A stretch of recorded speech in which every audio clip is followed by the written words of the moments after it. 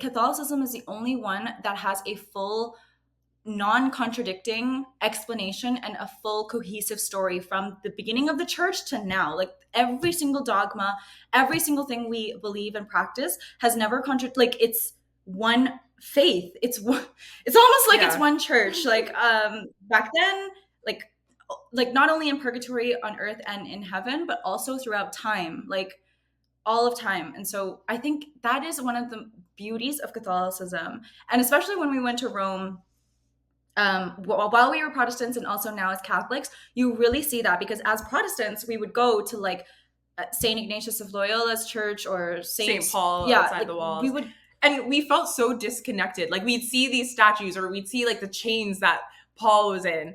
But I didn't feel like my Protestant faith was the same as these men and women practice. And it wasn't. yeah, Because then also like I think it was when I read, I think it's St. Justin Martyr who talks about the how mass. the mass and how it was first done.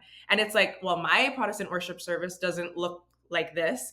And also worship always had a sacrifice. I don't have that sacrifice in the Protestant church. So these things were just like constantly like on our minds, and we couldn't put it away. I couldn't just be like, yeah, it's whatever.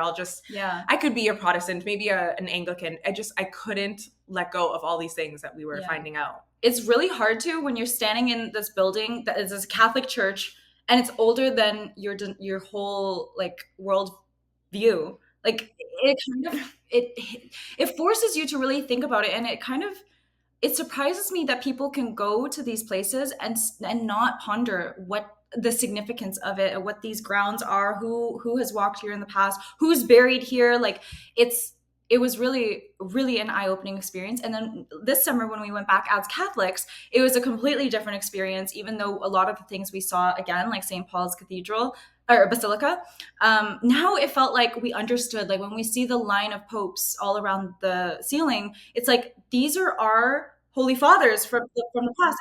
And St. Paul, who's buried here, like first of all, they're all buried in Catholic churches. You notice that? But anyway, so St. Paul writing to the churches, like it's when he was writing to the churches, it's was a Catholic church with Catholic beliefs. So it is, they truly are like one with us. And it's just, that's the beauty of Catholicism. I don't even have the words to really go into that.